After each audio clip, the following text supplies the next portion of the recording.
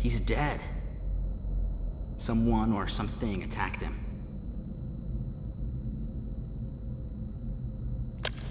Whoa! Get away from me!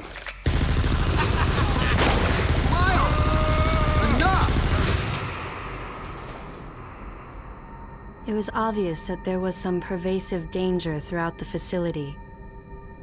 I didn't know what had brought Adam here, but I did know that cooperation was imperative if we were to restore safety. Adam, listen to me. Clearly, this facility is in complete disorder. It might be too dangerous for your men to go alone. That's why I've...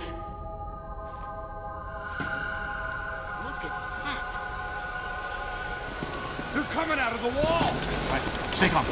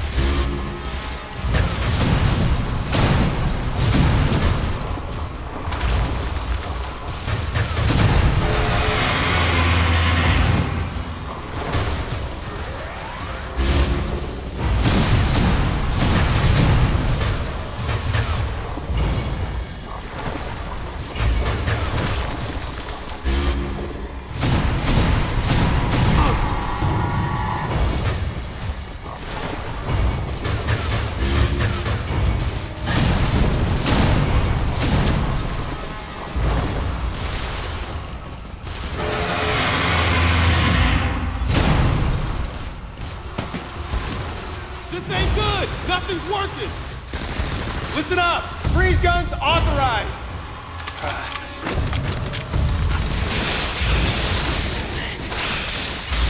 Sam, I'm authorizing missile use!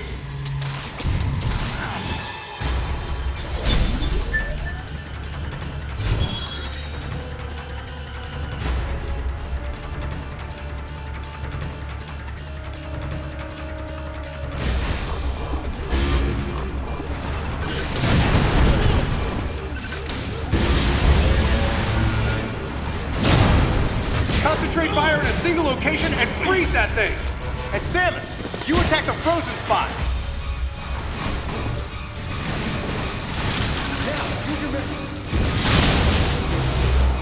Hit target!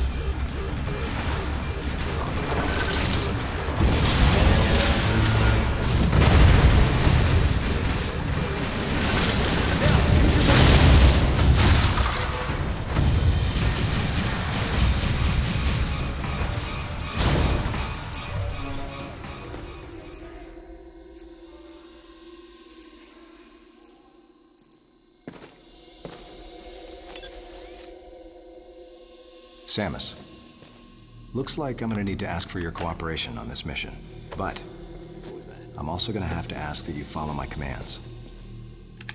You don't move unless I say so, and you don't fire until I say so.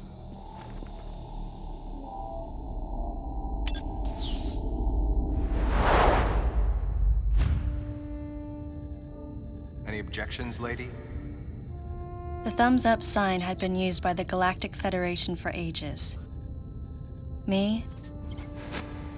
I was known for giving the thumbs down during briefing.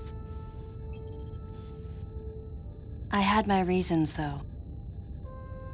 Commander Adam Malkovich was normally cool and not one to joke around, but he would end all of his mission briefings by saying, "Any objections, lady?"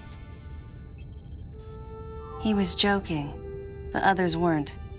At the time, I felt surrounded by people who treated me like a child, or used kid gloves because I was a woman. And yet with Adam, I was grateful for the nod. My past has left me with an uneasy soul, and as a result, it touched me on some level that Adam would acknowledge that past by calling me something delicate, like lady. And I knew more than anyone that every word from Adam was deliberate. My thumbs down was a twofold response. A sign of derision at being called a lady, and a signal of my complete understanding of the mission orders. The other soldiers were always willing to support me with easy smiles despite the fact that I clearly had so much yet to learn. Among them was Anthony. In the face of his well-meaning behavior and that of the other soldiers, my response was to become increasingly bitter. I was a child, always with something to prove, a chip on my shoulder. And I was angry. I felt that if I let my guard down, I would easily be broken. And beyond that, I was scared. But even in the naivete of my youth, I could see in Adam's joking manner how close he felt to me. Adam knows my past, and he knows me better than anyone else. Confession time. Because I was so young when I lost both of my parents, there's no question I saw Adam as a father figure. When I rebelled against him, I knew I could get away with it. And his paternal compassion in the face of my rebellion reinforced the special bond I felt with him. I understood well that chances were slim that I would ever find anyone that understood me like Adam. And yet, when the time came, I still left his side. I was so young and naive.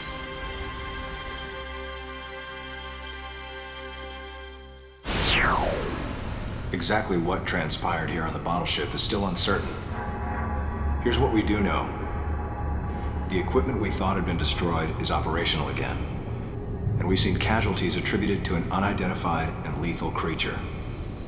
The situation is critical. We need to gather all the information we can, but priority one is to find any survivors and bring them to safety. Consider this site extremely dangerous. Be careful as you make your sweeps. And there's one problem. The wireless interference in this facility is all-pervasive. Your comm systems are useless. As a result, communication channels will be limited to the facility's navigation booths.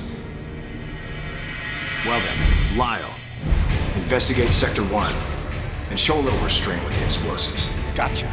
Maurice, you cover Sector 2. Repair any equipment you come across.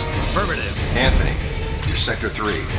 I'll leave it to you to decide whether plasma guns are called for. All right. James, check out the control bridge. Our communication issues might be the result of electrical interference. Yes, sir. And KG, run a complete sweep of the residential quarters and investigate any trace of survivors. Got it.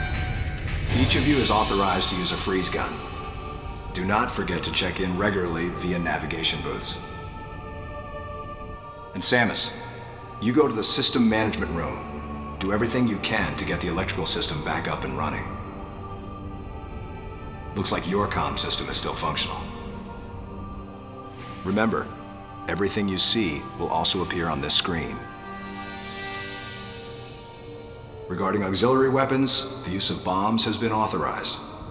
As far as your other weapons go, we will continue to investigate and authorize use as we can. However, We currently have no plans to authorize the use of power bombs. As you know, they have the ability to spread a high-temperature heat wave over a large area, impacting living things, which is a nice way of saying they can vaporize humans instantly. You should be well aware of how dangerous power bombs are, and how their devastation can't be obstructed with common materials. Once the mission in the system management room is complete, I need you to report back. I'll give you your next orders then. I want you all to be especially careful as you execute your missions. That's the end of the briefing. It was the first joint mission I'd been a part of since becoming a freelance bounty hunter. And of course, it was the first time since my Federation days that I was following the orders of a commanding officer. Having received mission orders from Adam, I felt confused and strangely exhilarated at the unexpected turn of events. I responded. Understood, Adam. No objections, of course.